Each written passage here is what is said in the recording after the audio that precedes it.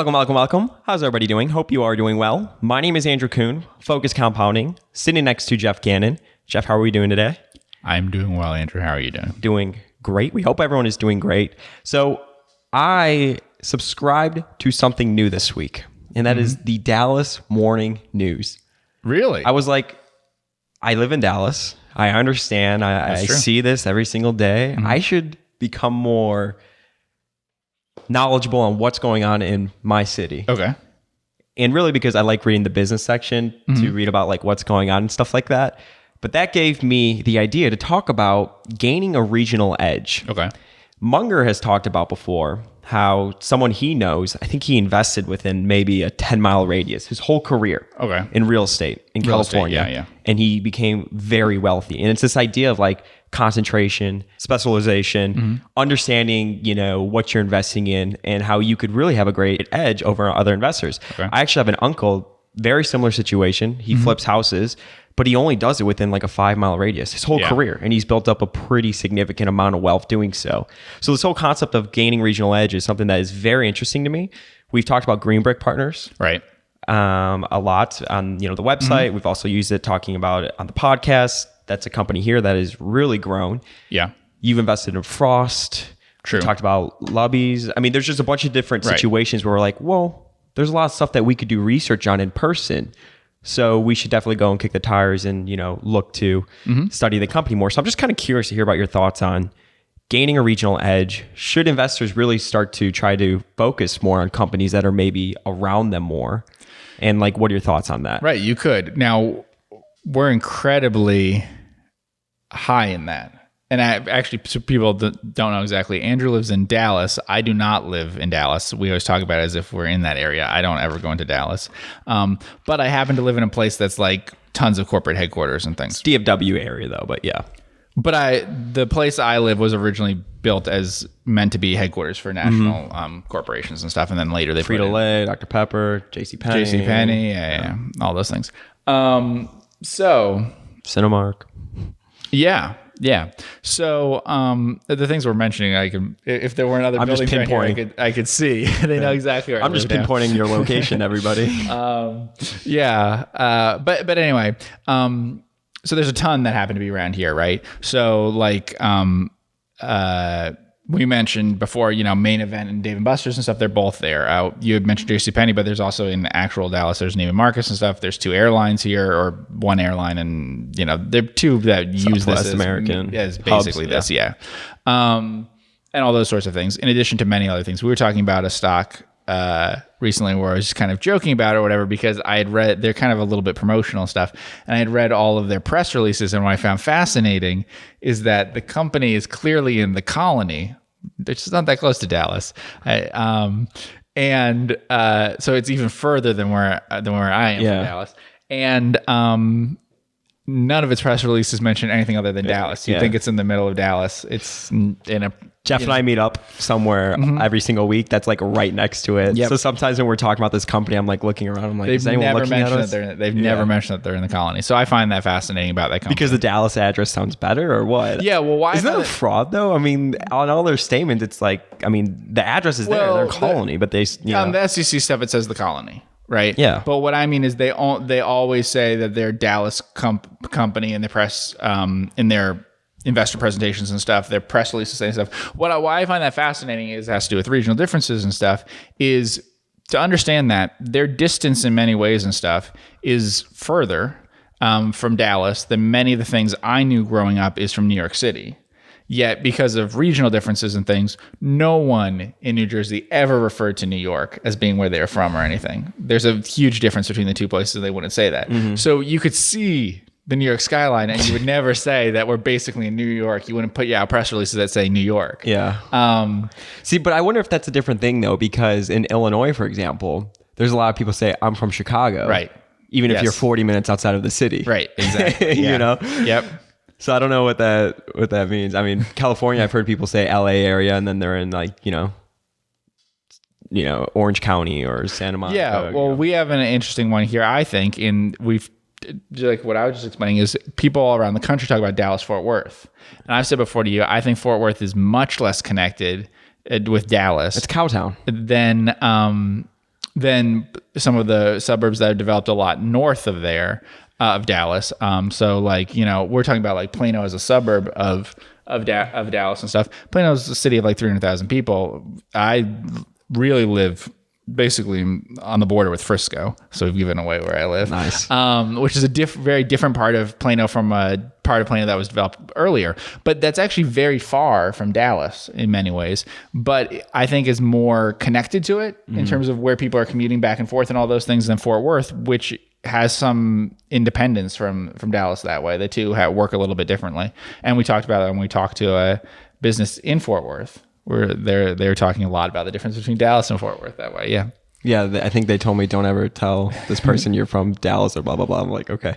But no, even like Houston, not to harp so much on Texas, but Houston, San Antonio, they're totally different. Austin, Dallas, Fort Worth. Sure. Everyone. Well, is there's separate metros. So different. Yeah. So different. They have no overlap in those metros. They just happen to all be in Texas. But that would be like saying San Francisco versus Los Angeles or something like that. They happen to be in the same state. In New Jersey, the difference is New York and Philadelphia. Like you were mentioning the New York thing. That's the division between the two metro areas. Yeah.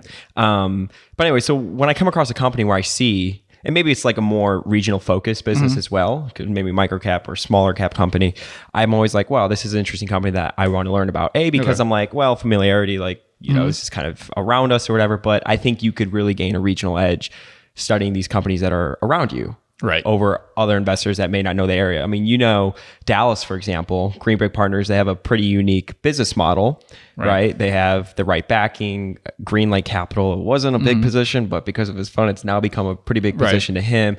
The CEO, Jim Brickman, we don't own Green Brick, but we have followed the company for a while. He was a successful builder. So you had all these, you had the right capital base, you had the right sort of business model in an area where you and I live every single day, and we know it's booming, essentially.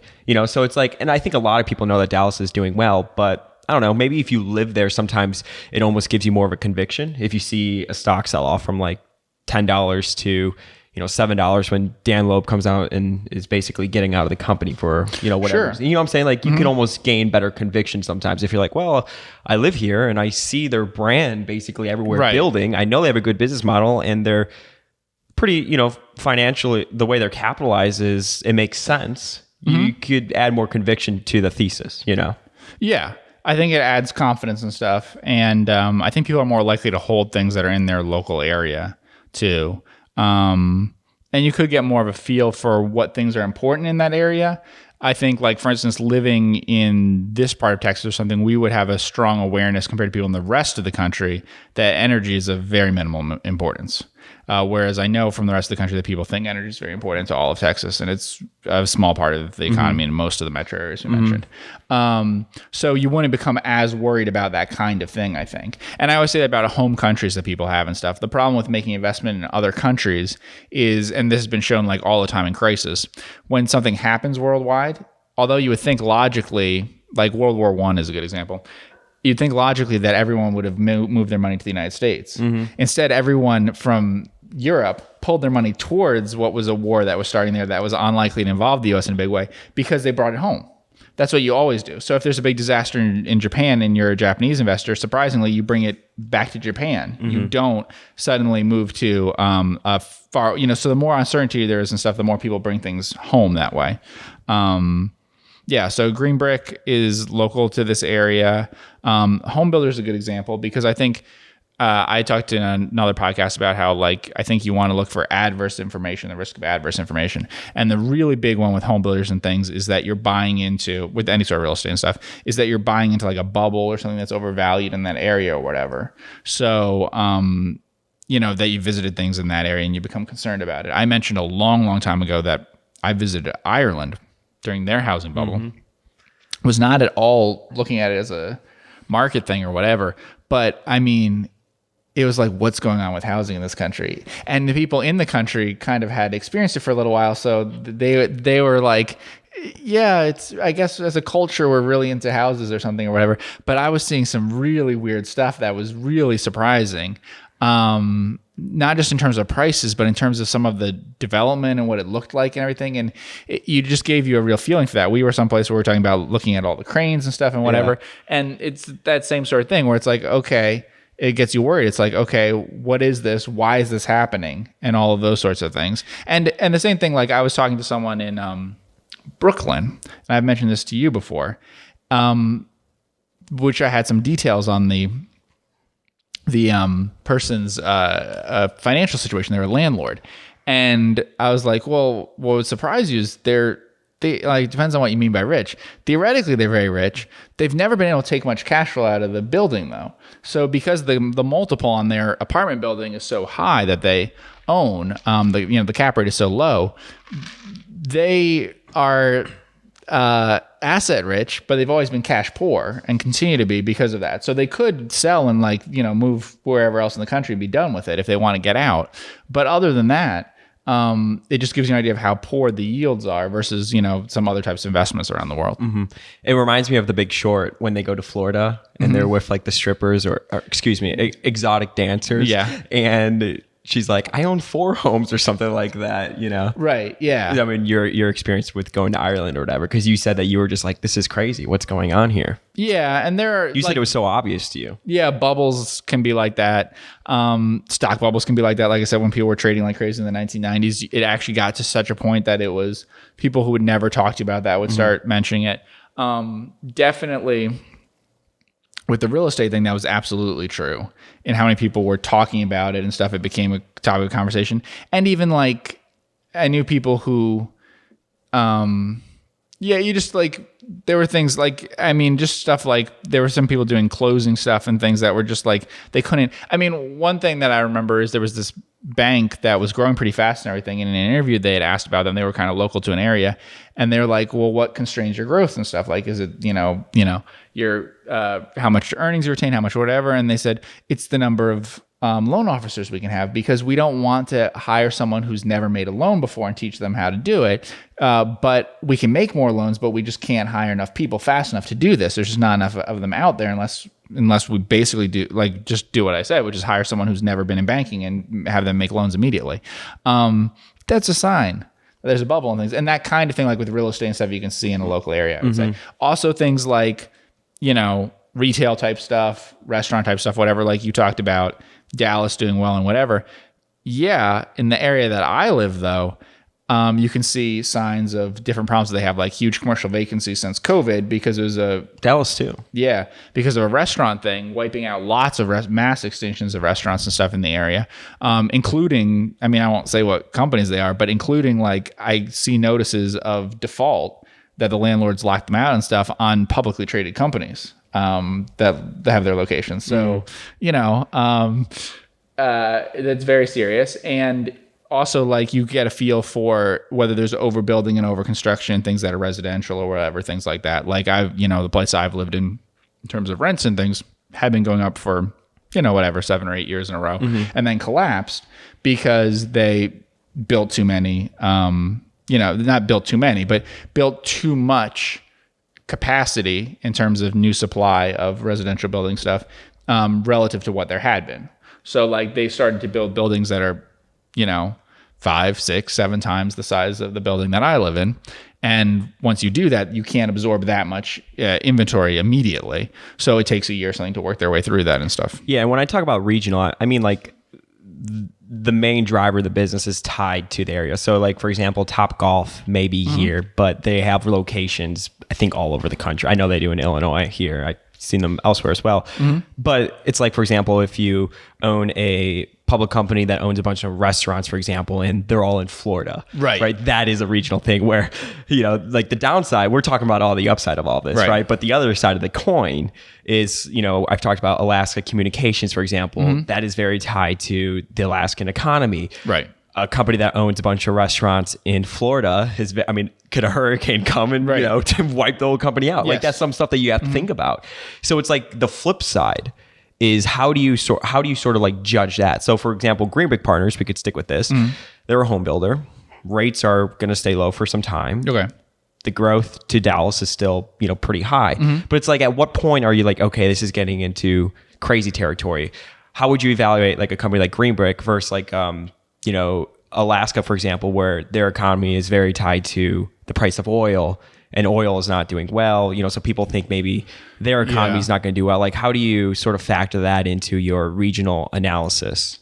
For me, the risk is more like that you're counting something as being normal when it's not, versus the opposite, which is the trend is negative or whatever. So I really wouldn't be worried that much about, like, say it is something in Alaska and it's tied to, like, government spending, oil stuff, tourism, things like that. Those things may rebound eventually. If this is a particularly low point that you're looking at it, chances are you're going to be conservative with it because you're worried about that. So that's usually not the one that's hard to do. The one that's hard is to notice it's a bubble, or to notice that it's doing particularly well, and not to buy into it and stuff for that reason. So Greenberg Partners is a good example of something. It's like, well, is it a bubble? Things have gone up a lot. Certainly interest rates are down, but like questions like, okay, well, does this make sense in terms of comparing what you can do, comparing what it's like to rent versus what it's like to buy, in the area, comparing things like what people's income levels are to what housing costs are and stuff. So far, to what houses are, I should be careful about that. You do want to be careful because if rates rise and stuff at some point, which is possible, then the actual value of the house being too high versus someone's income is an issue.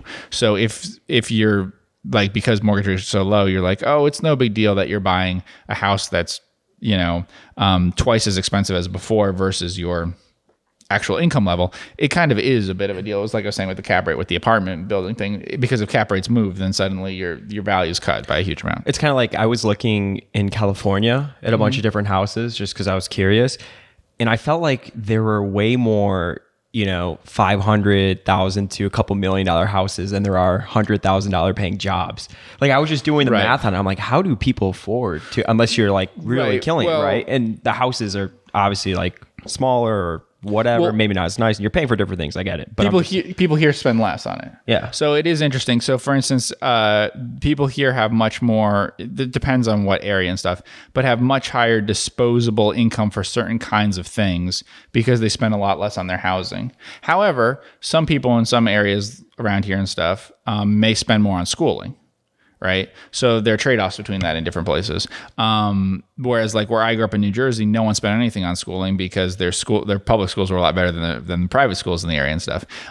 So you have that. But then on the other hand, here people put way more into cars, for instance. So you have a very different market that way. And you would get a different feel being here versus in other parts of the country, for example, on ideas about how well certain cars sell and whatever, Like I mentioned before, I happen to live right by a Tesla thing. Teslas are the most common and boring cars in the world to me, because like I was at a McDonald's and said, those are three of the exact Tesla, 1, 2, 3 after each other. It's not a good ad for Tesla. But when I go visit other parts of the country, I see one Tesla in the whole county. So it's totally different, but it sells into certain markets. If you were in California, you'd think electric cars were huge. If you were in the middle of the country, you would think the electric cars don't exist. An Uber picked me up the other day in a Tesla. Yeah. And it was my first time actually being in a Tesla. And it was pretty cool. Not gonna lie. He was like doing the autopilot mode when we're driving. I'm like, are you supposed to be doing this as an Uber driver? But he was showing me, and I was like, wow, this is actually pretty cool. But okay, so bringing it back to like, I guess, regional analysis or whatever. I mean, how would you typically think about it then? So like a Green Brick, or like a company that owns restaurant chains in Florida, or Frost, or a Alaskan Communications. I mean, if it's a regional business, then there are some ties to the investment thesis for that, right? So how would you think about like analyzing it? The first thing is not whether it's good versus bad. I think that's the big mistake. Like Buffett had a great investment in a newspaper in one of the slowest growth, negative growth type cities that you could have and stuff. There wasn't a lot of growth in New Jersey when I bought into Village Supermarkets, but what there was is not a lot of competition coming in, because you could look at it and see that some of the predictions or some of the thoughts that people had about it, I thought weren't realistic. And we've talked about that before, but as an example, there was a lot of like, well, Walmart's going to come in and be a big problem, and online's going to come in and be a big problem, things like that. And neither of those are realistic if you just like were in that area of the country, in the area of the state, about half the state, which is where they were concentrated and where I lived. And to this day, Walmart's presence there is minimal. I mean, but you could predict that based on what works for a Walmart and what they were going to go into and stuff like that. And online's penetration is like nothing till COVID happened. Now there is some.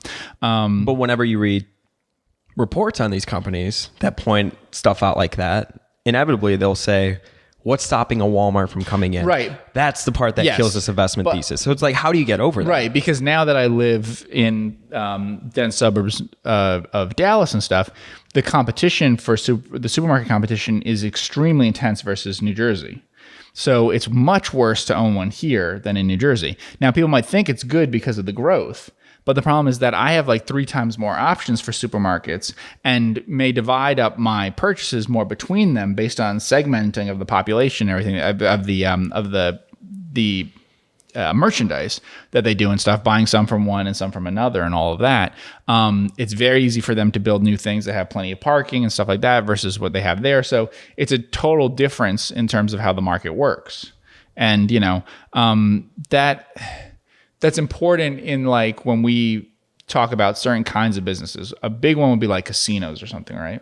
So casinos are a really big one to get a feel for. There are a few destination casinos, the things that are in Vegas and all that kind of stuff. But for the most part, we're talking about things that are fairly regional if you're looking at casinos. So it's very hard for me to evaluate them unless you know 2 things about the local area, which is like the makeup of who their customer base is and everything, get more of a feel for the local area. So someone has a huge advantage investing in casino in the local area than you do. Because we usually know nothing about these places where they are. And then 2, regulation, and also the attitude of people in the state and stuff and what that will mean. It could be easier to predict certain things about regulation in the long run in some states if you had like a good understanding of that state, of whether they would, make that change and stuff. I mentioned New Jersey and stuff. New Jersey recently, I think, just banned any kind of disposable shopping thing. So as an example for supermarkets. So you would have to use reusable bags and stuff.